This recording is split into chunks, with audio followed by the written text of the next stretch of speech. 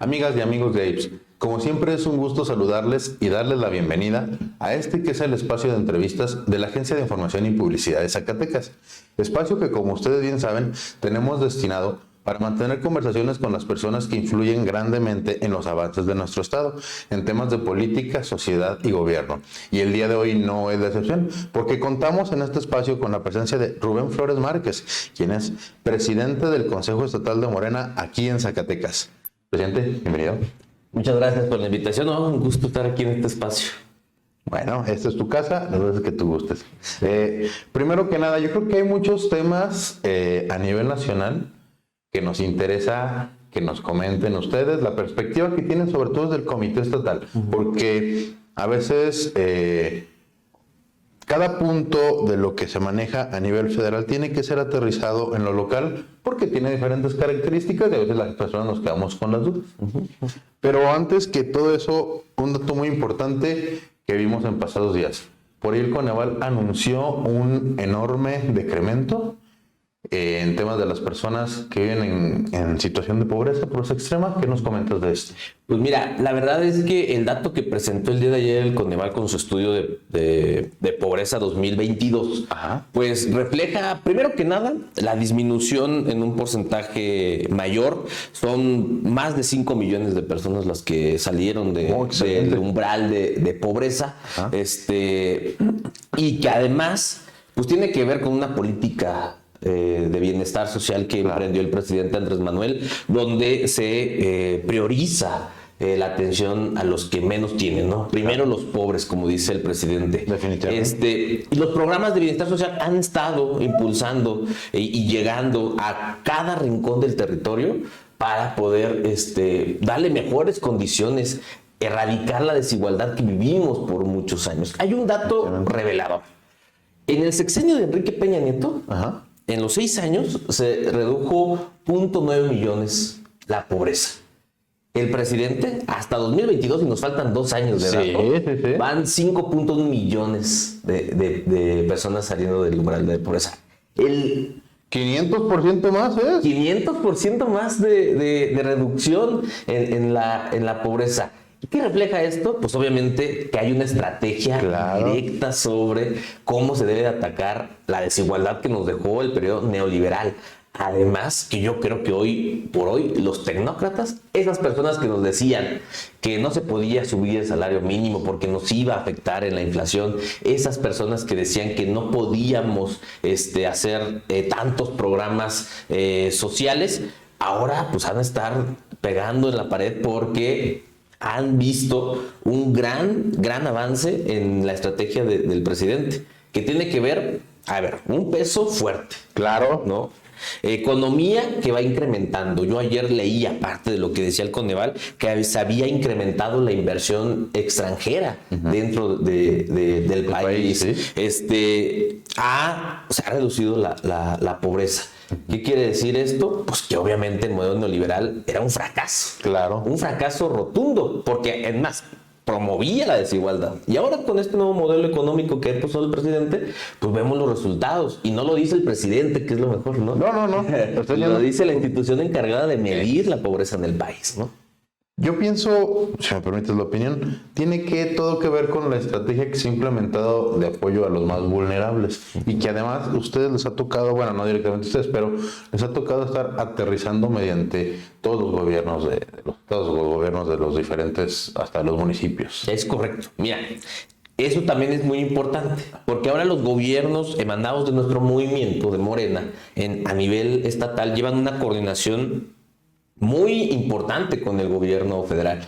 Zacatecas ha sido el ejemplo nacional porque de aquí el gobernador David Monreal Ávila fue quien tuvo la idea de hacer universal la pensión para personas con discapacidad, ¿no? De aquí ya se empezó a reproducir en otros estados, pero aquí nació. Entonces eso impacta sí o sí a la economía de las familias. Lo que está haciendo el gobernador con el tema de los útiles sobre poder ayudarle a la economía familiar para que no tengan un menor gasto a la hora de ingresar a sus hijos a las escuelas. Eso debe de impactar también en la economía y eso hace que hoy por hoy pues haya una reducción de la pobreza tan significativa, ¿no? Definitivamente, yo creo que cualquier persona que seamos padres de familia, sabemos pues la implicación de tener a tus hijos en la escuela y que cada periodo que reinicien las clases, pues hay que realizar algo de inversión en ello. Dígase uniformes, útiles escolares, simplemente las colegiaturas o la cuota que se tiene que pagar para vías de apoyar a la institución educativa. Es correcto. No, y además, a ver, hay un claro,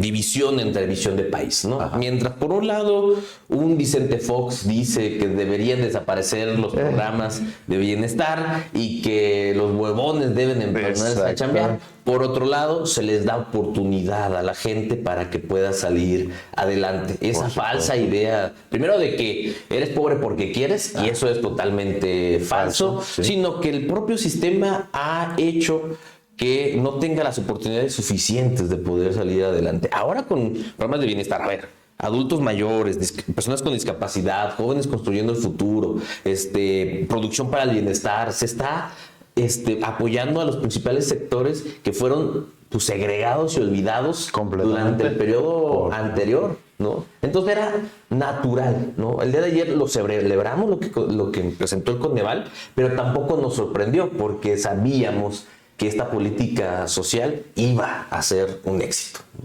Definitivamente. Creo que alguien como Vicente Fox venga y diga, el tema de que no sean huevones, pónganse a trabajar, pero pásenme mi pensión, bueno, pues deja mucho que decir de la congruencia que tenga el señor respecto a su forma de actuar, definitivamente. Es correcto. Y en realidad, pues históricamente ha sido de ese tipo de mentalidad, ¿no? Los panistas, los priistas, no solamente Vicente Fox, yo creo que Vicente Fox es su vocero, pero todos los panistas y priistas piensan exactamente lo mismo. Son quienes promueven esta política en la cual solamente unos cuantos se deben de beneficiar y el resto, pues, se han olvidado. Es pobre porque quiere. Es pobre porque quiere. Es correcto, es la visión del neoliberal. Y precisamente dentro de los temas que ellos siempre están buscando confrontar o generar controversia, e inclusive dejar en mal el tema del gobierno de la Administración Federal, recientemente está ahorita en boga, más bien, el tema de los libros de texto. Ahorita hemos visto cómo malinterpretando mucha información o inclusive transgiversándola, ya no sé si la acusación sea así de seria realmente. Es correcto. Que nos están falseando información, metiendo datos de un lado y del otro para formar argumentos que me parecen a veces muy huecos. ¿Cómo ven ustedes aquí desde el comité el tema de los libros de texto? ¿Qué es real, qué no? Mira, en primer lugar, yo creo que la nueva versión de los libros de texto gratuito ya tiene un logro, que ¿cuál es? Y hacer leer a los de la derecha. Por supuesto. Porque ya se metieron a fondo de poder encontrarle hasta la menor coma o acento que pueda tener un libro de texto. Yo escuchaba a los redactores de estos libros donde marcaban que había áreas de oportunidad, sí, en los libros de texto gratuito. Sin embargo, ha sido natural el tema de algunos pequeños errores que hay, ¿no? Y si lo comparas con versiones anteriores, pues no son absolutamente nada este tipo de errores. Además que es un modelo educativo que promueve la enseñanza a través de la experiencia o a través de ejemplos. Es un modelo que no se inventó ahorita. Ajá. Es un modelo que ya viene de tiempos atrás. Recoge un poco del modelo Montessori, recoge un poco de los modelos educativos tradicionales, pero que toca temas mucho más progresistas. Eso sí, ¿no? Nosotros decíamos en la conferencia de prensa que ojalá y a nosotros nos hubiera tocado libros de texto que promovieran la conciencia de clase, ¿no? O que nos tuviera una realidad en la cual antes no se decía, de desigualdad, ¿no? Sí. O de clasismo, claro. O de hasta esconder un tipo de violencias de género. Hoy por hoy son temas que se tocan y que son muy relevantes y deberían estar los niños hoy muy conscientes. México sería otro si desde hace al menos unos 10, 15 años temas de inclusión general hubieran sido tocados desde el texto o en las escuelas. Las personas que fuimos estudiantes alrededor de hace 15, 20 años tendríamos una mentalidad completamente diferente. Eso es, considero yo, un gran avance que se tiene que venir dando. Y señores, yo estoy de acuerdo que la gente puede decir, los libros de texto antiguos tenían sus virtudes, no se descalifica. Pero ¿cuánto tiempo tenían hechos en realidad? ¿Es necesario los cambios? Es correcto. Además, recordemos quién empezó la crítica a los libros de texto gratuitos, ¿no? Yo creo que viene desde la oligarquía, los poderosos. ¿Por qué? Porque tocan temas sensibles, claro, en los libros, ¿no? El mensaje en televisión abierta sobre el virus comunista, pues es un mensaje que ya es rancio y viejo. La derecha lo ha utilizado históricamente, y no solamente con este movimiento, ¿no? Sino con presidentes anteriores. Claro. Con el mismo, ¿no? El virus comunista, el virus metiendo miedo a la sociedad, como si también esto fuera malo, ¿no? Pero son intereses creados por los poderosos económicos, porque sí hay temas en los libros de texto gratuito que se tocan sobre la desigualdad, sobre la conciencia de clases, cómo la oligarquía ha estado siempre sometiendo a los más desprotegidos para poder, pues sí, cosechar su riqueza. A esto no les gusta a los oligarcas. No, claro que no. Entonces empiezan esta campaña de desprestigio a los libros de texto gratuito, y que además también un gran mensaje para los padres de familia, que no se dejen de engañar, que revisen los libros de texto, que acompañen a los maestros, porque además estos libros se construyeron a través de asambleas nacionales conformadas por maestros. Son los maestros quienes redactaron y vieron la versión final de estos libros de texto gratuito, y son ellos los que avalaron, ¿no? No fueron otras personas ajenas a la educación pública de este país. Entonces, que demos la oportunidad de poder estar revisando los contenidos. Los padres de familia se darán cuenta que no es lo que se dice en los medios tradicionales, ¿no? Y hay que tener cuidado, porque hasta donde, si la memoria en temas de historia no me falla, el tema de erradicar el comunismo fue inclusive una de las justificantes de actos de una barbaries tan terribles como lo de Tlatelolco en el 68. Es correcto. Entonces no podemos olvidar que ya desde entonces estas situaciones se venían dando, e inclusive llegaron a justificar este tipo de actos. Es correcto. El dirigente nacional del PAN, Marco Cortés, se atrevió a decir que deberían de quemar los libros de texto gratuito. Actos que nos remontan a Oscurantismo, señor. el oscurantismo, Definitivamente. ¿no? El tiempo nazi, cuando destruían los libros, cuando los quemaban. O sea, esos sí son actos aberrantes que en la historia de la humanidad han pasado, y que promueve la derecha, porque pues ellos creen firmemente que el conocimiento se destruye a través de la quema de los libros, ¿no? Oye, en los tiempos en los que en la Inquisición los monjes eran los propietarios de las bibliotecas para evitar que el conocimiento se dispersara. Es correcto. Estamos llegando a ese tipo de, insisto, ese oscurantismo. La derecha, que quiere decir que el pueblo no debe de tener conocimiento, no debe de informarse, quiere tenerlo sometido en la ignorancia para seguir viviendo de él, ¿no? Eso sin contar que por ahí está la versión, no lo sé, tal vez tú puedes confirmarnos el dato, la versión de que las empresas encargadas de la impresión de los libros, que pertenecían a las personas en el poder, creo que ahora no están siendo las mismas beneficiadas. No sé qué tú has escuchado de esto. También, sí, era la editorial Santillana quien se encargaba de imprimir los textos gratuitos, y ahora es distinto. Entonces también hay intereses económicos.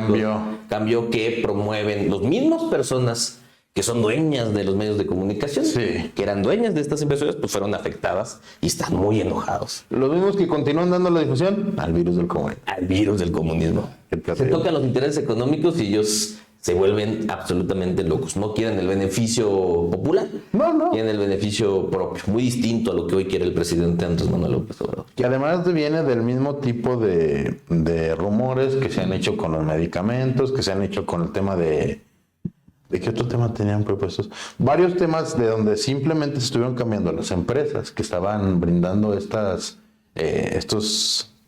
productos, ahí se me olvidó cómo se llama el gobierno del estado, proveedurías, cambiaron y ahora están molestos y hacen difusión de este tipo de cosas. Sí, no, y es algo que se ha enfrentado el presidente durante todo su mandato, auspiciado también por los medios de comunicación que dan pie a esta crítica, y por eso lo relevante, importante de que el presidente todas las mañanas pues salga a informar de manera verídica al pueblo de México lo que está sucediendo. Si no fuera así, pues hoy tendríamos información de muy dudosa procedencia y tendríamos un criterio muy distinto. Lo bueno de todo esto es que las mañaneras han depositado en la población pues que puedan tener un criterio propio y que ahora no se queden con lo primero que ven o lo primero que leen, sino que ya investiguen, que ya se informen y que se creen un criterio a partir de, pues, la comparación de información, ¿no? Espacios como este en el que tú promueves pues, son fundamentales para poder desmentir a los medios tradicionales, porque ellos son quienes primero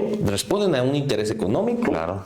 Y si el gobierno, tanto estatal o federal, no los auspicia como lo hacía antes, pues están constantemente atacando con mentiras, ¿no?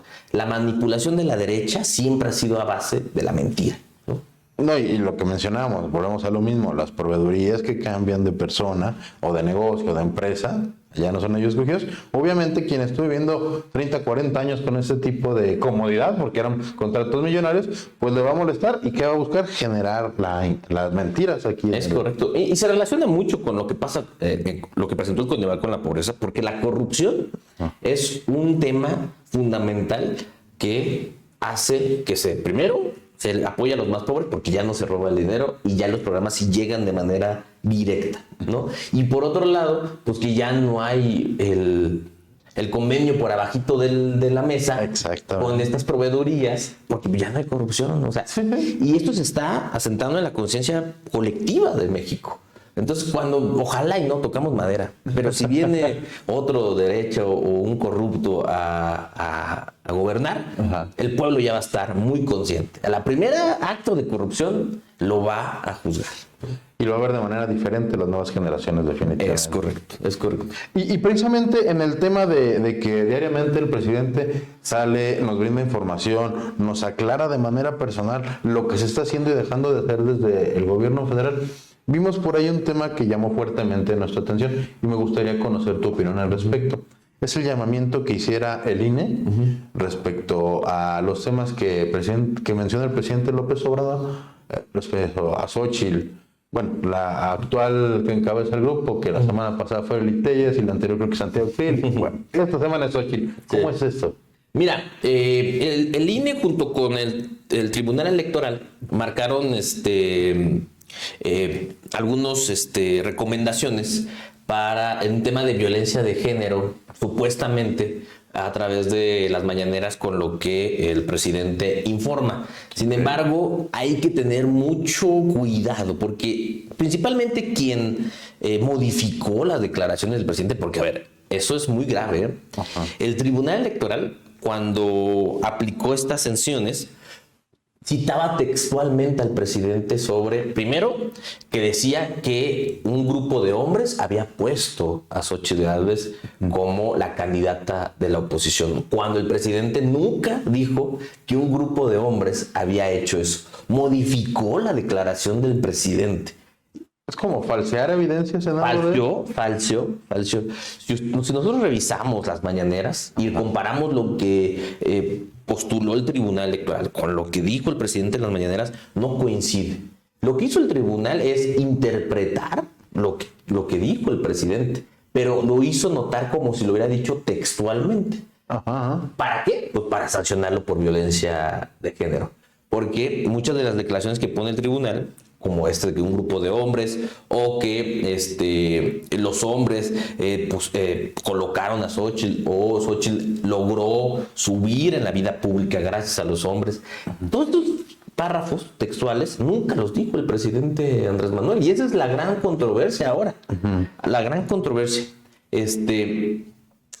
Y esto ha afectado también pues la libertad de expresión del presidente Andrés Manuel, ¿no? Que hoy por hoy ya el presidente muy inteligente pues ya ha estado cambiando la forma en que se dirigen las mañaneras, pero sin dejar de informar, ¿no?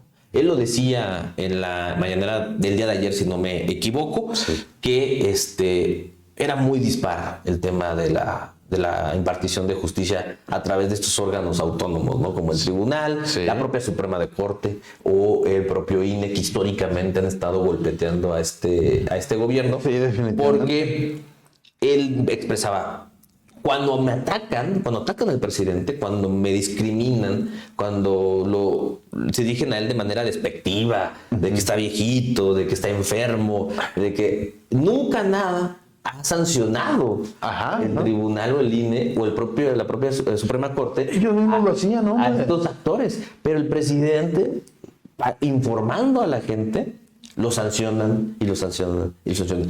Es una lucha entre estos poderes que hay, y que además el día de ayer el presidente publicó una carta que le mandó a un juez.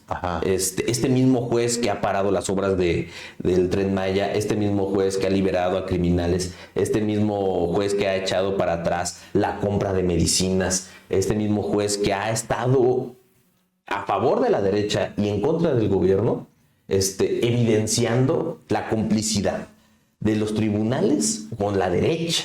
¿Para qué? Para afectar al gobierno de México y con ello afecta al pueblo en general, ¿no? Entonces, estas declaraciones y esta forma mañosa de utilizar la ley y escudarse en el Estado de Derecho para poder censurar al presidente, pues ha sido ya un acto recurrente. Pero el presidente sigue informando. Creó la sección en su mañanera de no lo digo yo, sino que ya pone actores distintos hasta la derecha, mencionando lo que él está informando, ¿no? Entonces, nos parece un acto discriminatorio de parte del Tribunal Electoral que haya primero modificado la declaración del presidente y luego... Pero es que eso es un delito. O sea, aquí, al menos en la ley de México, modificar pruebas para acusar a alguien, hasta donde mi poco entendimiento de temas de derecho me da, eso es un delito implícitamente. Exactamente, pero como son ellos, se sienten dueños de la ley y de la justicia, pues están utilizando todas las mañas posibles para afectar al presidente Andrés Manuel. Muy grave, por cierto, yo coincido contigo.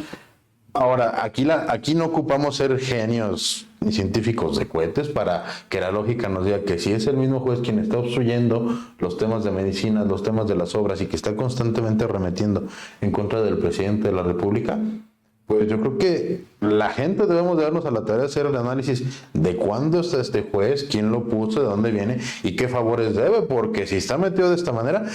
Tú lo sabes bien, en temas de política, este señor le debe estar debiendo algo muy grande a esos intereses que están en contra de él. Es correcto, sí, a eso marca y eso es el análisis correcto. Y el presidente con esta carta lo deja muy, muy en claro, que le mandó al propio juez.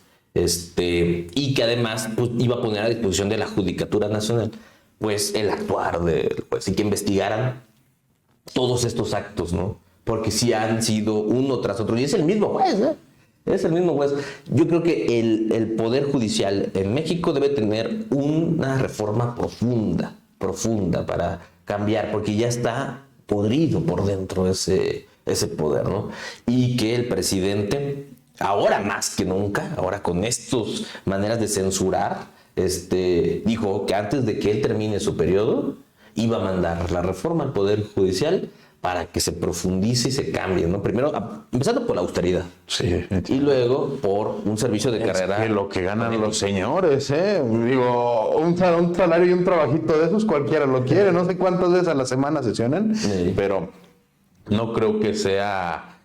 no sé cuánto estén cobrando ellos por hora de trabajo con el salario que tienen y los beneficios, Esto es enorme. Sí, no, los ministros o los propios magistrados del Tribunal Electoral pues ganan más que el presidente Andrés Manuel, ¿no? Cuando la ley y la Constitución marcan claramente que nadie puede ganar más que el presidente, pero pues escudándose en el Estado de Derecho, pues ellos actúan por consigna y no por convicción o apegados a la ley, ¿no? Que sería muy, muy sencillo. Pero pues vamos a ver cómo se sigue desarrollando. Xóchitl Gálvez se desinfló completamente.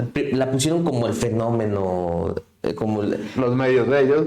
Pero fíjate, el presidente muy inteligente. Quien posicionó a Xóchitl Gálvez fue el propio presidente. El presidente es un genio de la política. Yo creo que es el político más brillante que hemos tenido en los últimos años en la vida contemporánea de este país. Ya se convirtió en el mejor presidente que hemos tenido también en la vida contemporánea. Si mal no recuerdo, creo que es el tercero en popularidad a nivel mundial. A nivel mundial, el presidente no ha bajado su aceptación del 60%.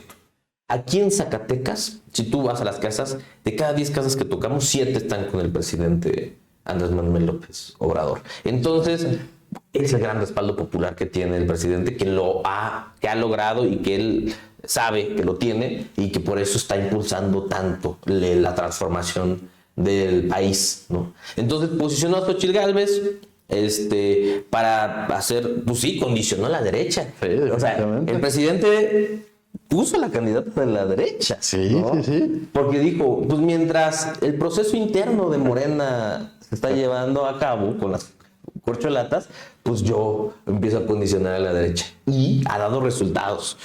El PRD el día de ayer anunció una pausa en la Comisión Nacional de Elecciones de ese frente por irregularidades en la auditoría de sus firmas, ¿no? Ya han renunciado varios actores políticos, tanto al PAN como al PRI, por una división interna que tienen por un fraude. Hace poco la desbandada que se dio al interior del Senado de la bancada priista. Oye, no es cualquier cosa que el exsecretario de Gobernación venga y te renuncie del partido. Es correcto. Alito Moreno nos mostró un mejor aliado. No, definitivamente. Sí, síganle por ese camino. Ojalá y él siga muchos años en el PRI para que nos ayude a desaparecer esa institución ya vieja y rancia, ¿no? Y se lo están comiendo de verdad. Lo poco que va quedando lo van arrancando a pedazos para quedárselo ahí. Y entonces, pues son las mismas prácticas que la derecha siempre ha puesto. Tampoco que ellos mismos se sorprendan, ¿no? El fraude, la imposición, el autoritarismo, pues son lo que ellos están enfrentando ahorita en un proceso interno que no se pueden todavía hoy ponerse bien de acuerdo. Mientras nosotros en Morena estamos muy unidos con un claro objetivo y que además, pues con un mandato del Consejo Nacional para que los compañeros que hoy aspiran, pues estén caminando el país, ¿no? Y precisamente de ese tema, bueno, estamos claros que por el lado de Vapor México, si mal no recuerdo que se llama, PRI, PAN, PRD, ellos cambian mensualmente de líder. Fue Santiago Krill, antes de eso creo que fue Lili Telles y Xochitl. Total, cada mes hay cambio, hay renovación en ese tema.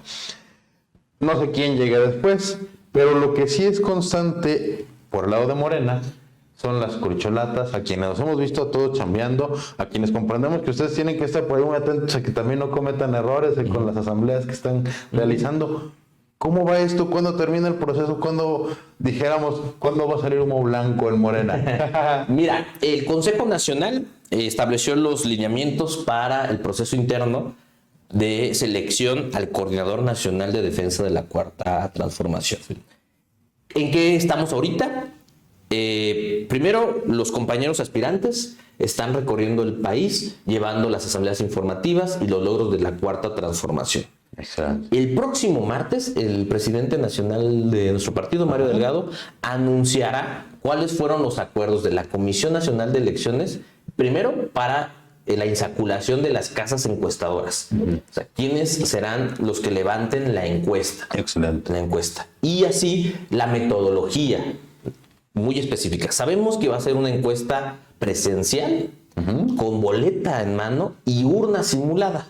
Okay. Eso quiere decir que habrá equipos encabezados primero por un coordinador de la encuestadora, por un encuestador y por un representante de los aspirantes. Excelente.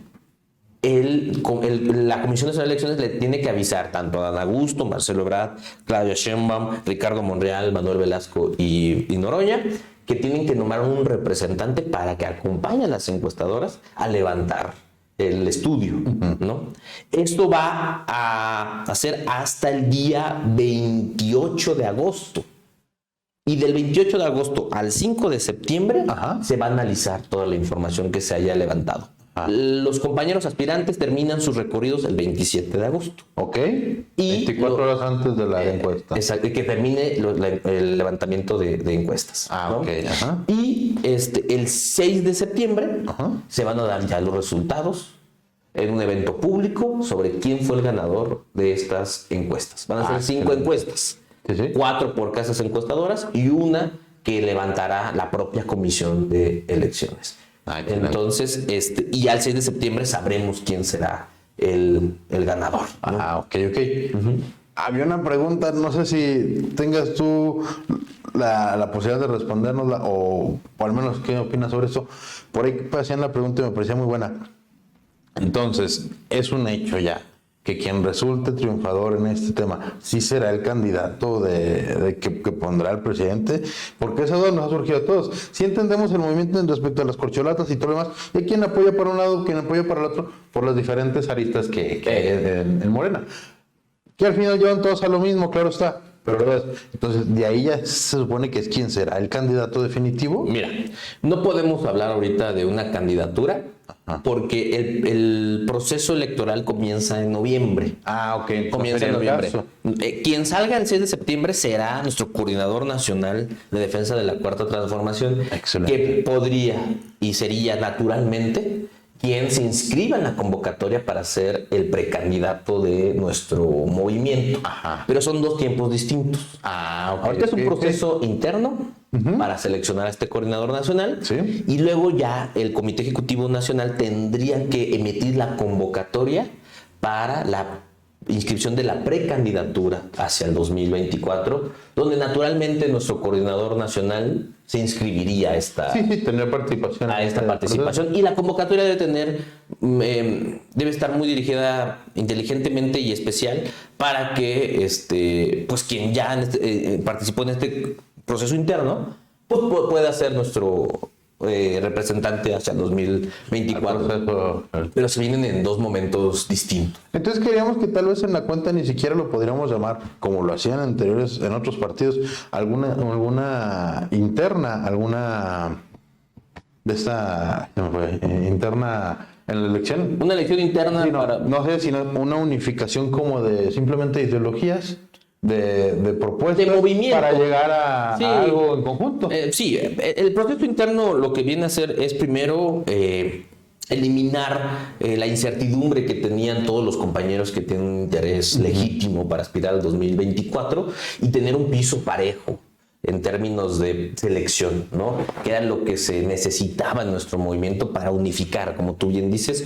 un movimiento que ha crecido de manera exponencial, ¿no? Entonces, para unificarlo teníamos que pasar por este proceso interno, creo yo, muy necesario, y así ya llegar a los procesos electorales muy unidos y ya con una definición muy clara sobre quién será nuestro representante, ¿no? Entonces, no podemos, también porque el INE nos tiene ahí muy vigiladito. Claro que sí. Ahorita hablar de candidaturas o precandidaturas, tenemos que ser muy cuidadosos.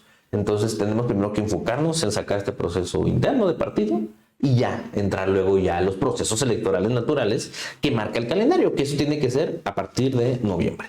Y que además como tú bien lo mencionaste, esta idea surge de un estratega político enorme. Tal vez estoy descubriendo el hilo negro en esta entrevista, no sé, pero es la forma de llegar unificados y evitar el tipo de separaciones de la final. Y además, el mandato del Consejo Nacional, que fue el que estructuró todos estos lineamientos para que los compañeros aspirantes caminaran, estuvieran de acuerdo, tuvieran piso parejo, pues fue una propuesta que nació de nuestro miembro fundador, ¿no?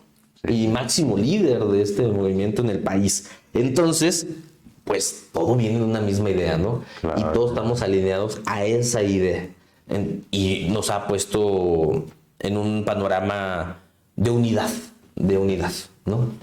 Definitivamente. Bueno, pues todo esto que estuvimos platicando ya fue mucho el panorama nacional, que es bastante interesante. Es correcto. Pero aterrizándolo en temas más locales, creo que todo el mundo estamos ciertos que va a concluir el segundo año de administración del gobernador David Monreal, que además se dio el que llegara a la Cuarta Transformación a Zacatecas y con ello un radical cambio de ideología en temas de gobernación. Es correcto. ¿Cómo ven ustedes desde el comité esta situación? Mira, muy bien. El segundo año de gobierno. Hemos estado haciendo un análisis profundo del mandato del licenciado David Monreal Ávila. Nos hemos reunido el Consejo Estatal para poder dirimir las acciones que ha tenido este gobierno. Primero que nada, desde el 2021 se profundiza la Cuarta Transformación en Zacatecas. Ya veníamos de un impulso desde el 2018 con el proyecto del presidente Andrés Manuel, y en el 2021 se consolida en nuestro estado con la llegada del gobernador David Monreal Ávila. Primero que nada, un gobierno progresista, de izquierda, que coincide con las convicciones y los valores de la cuarta transformación impulsada por el presidente Andrés Manuel. Y esto ha hecho que el gobernador ha impulsado política pública que va directamente a los más desprotegidos, ¿no? El tema de útiles, ¿no? Todos los niños y niñas de nivel básico, primaria y secundaria tienen su útil asegurado, ¿no? Y viene acompañado ahora con los uniformes, también el 100%, además. a 100%. Un impacto en la economía familiar muy positivo, ¿no? Ha hecho este plan sexenal de restauración de caminos.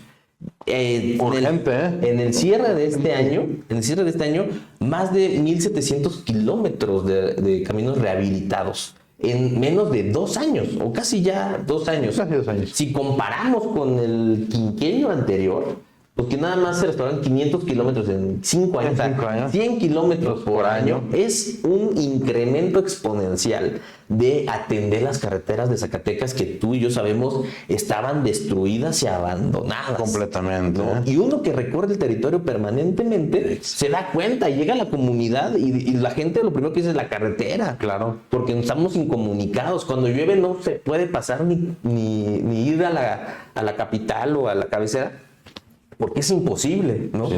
Y ahora con este avance, pues ha ido mejorando. Hay mucho más que por hacer. Sí, pues son más de 15,000 kilómetros los que tiene Zacatecas de caminos y carreteras, y todos están destruidos. Pero es un gran avance, una gran inversión que se ha hecho a partir, pues, de una convicción del gobernador de poder ayudar a las comunidades y a los municipios.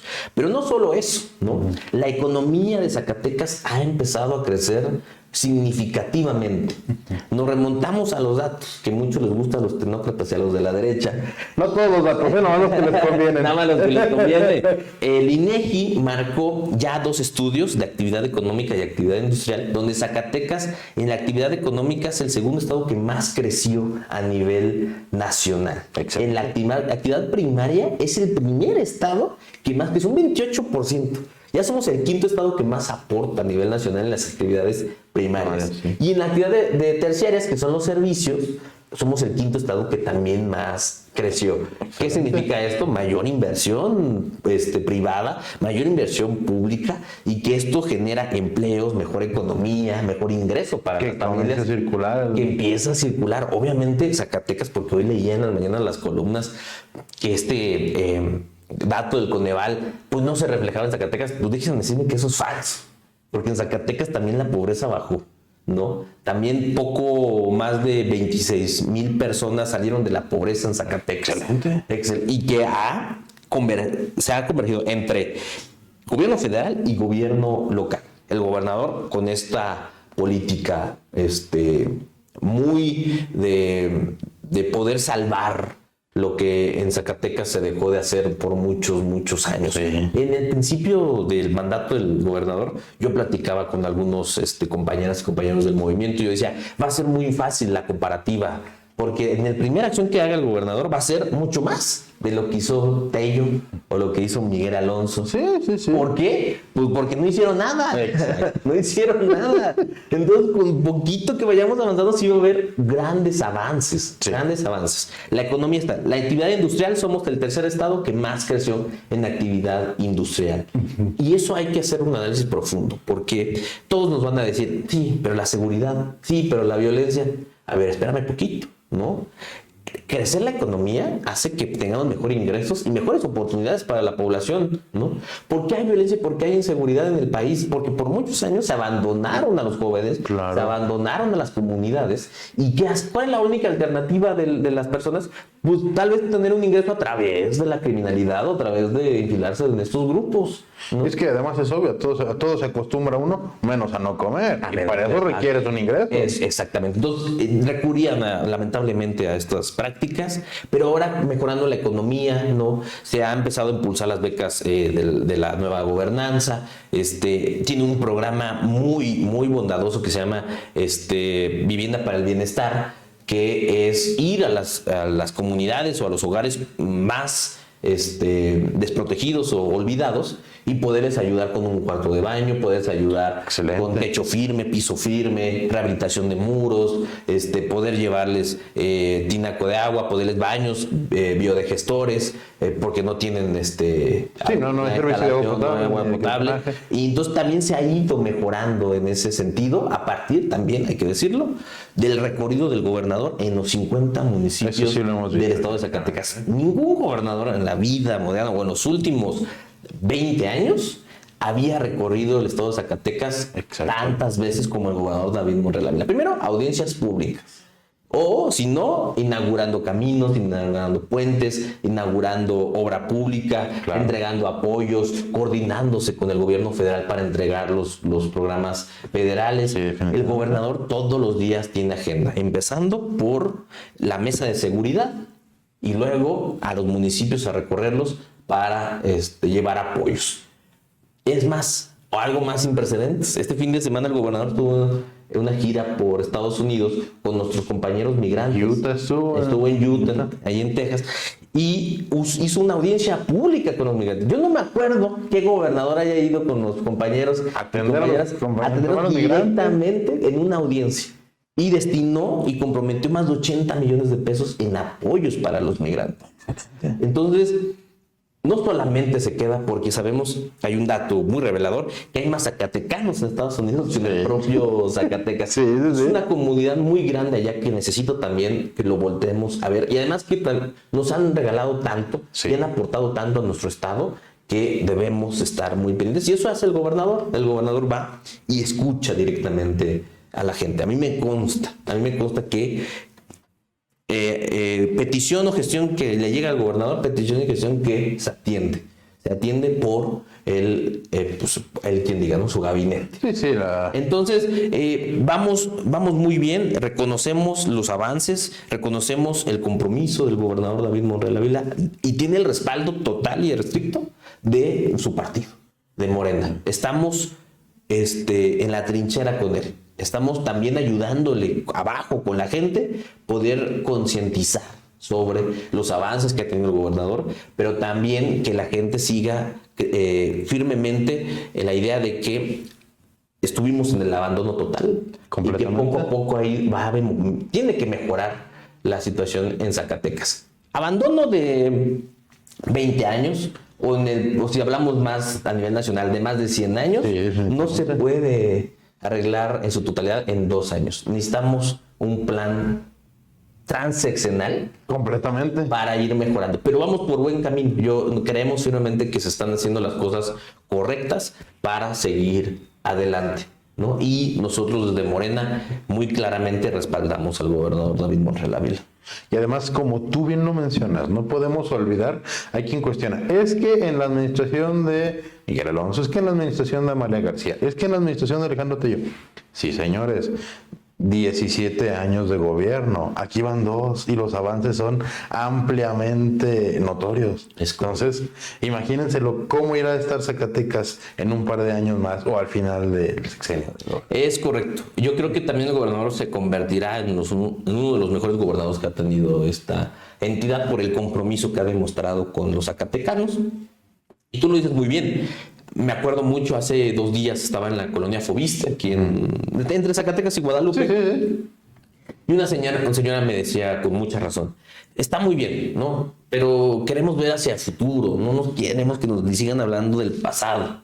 Y yo le decía, señora, si no vemos el pasado, vamos a tener el riesgo de cometer los mismos errores hacia el futuro. Es necesario hacer ese recuento. El análisis, porque todo lo mal que se hizo ahí, tenemos que dejarlo atrás, pero sí lo tenemos que conocer. Tenemos que conocer que la herencia maldita existe. Tenemos que conocer que sí fueron corruptos. Tenemos que reconocer que fueron neoliberales y que dejaban a los pobres a su suerte y que solamente veían por sus intereses. Eso es importante saber para que el día de mañana la población en general organizada pues no vuelva a repetir los mismos errores y no vuelva a elegir a esos figuras que no ven por la colectividad, sino solamente por el individuo y por ellos mismos de manera egoísta. ¿no? Entonces es tan importante hacer este análisis y que hacemos una comparativa, ojalá y todos lo hagan, que vamos muy bien a comparación de lo que estábamos viviendo en el pasado, ¿no? Una analogía un tanto simplista sería, tú puedes descomponer tu carro en 5 minutos, sin embargo repararlo te va a llevar a veces hasta semanas, y eso es lo que se está haciendo ahora. Es correcto, precisamente. Yo tengo otra, que cuando platico con los comités, cuando platico con la gente, les digo, es como cuando ustedes van y rentan una casa, ¿no?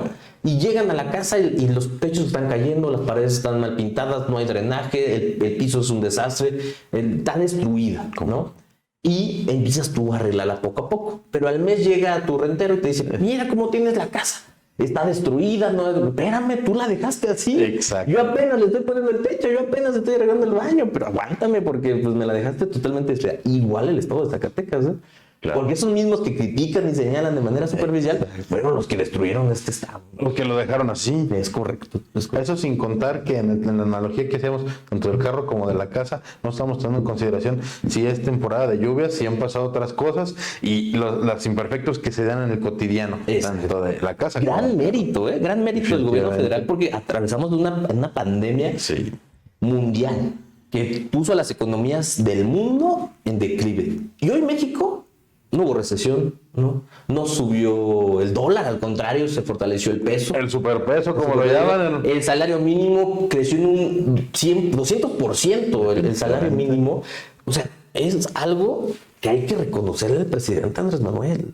Y que ojalá, en el 2024, que estoy muy seguro, vamos a profundizar también esta transformación. Excelente. Pues mi estimado Rubén, ¿algo más que desear comentarnos? Yo sé que son muchos temas. Son muchos temas. Por lo pronto, aquí empezamos con ojalá pudiéramos tener, te agradezco mucho la invitación. Siempre es bueno tener estos espacios para poder expresarnos. Sí, ojalá tuviéramos mucho más tiempo. Todo el día nos podríamos estar platicando sobre logros de la cuarta transformación. Una cosa nada más, porque es importante mencionarlo. Se vienen también los procesos internos en Morena a nivel local.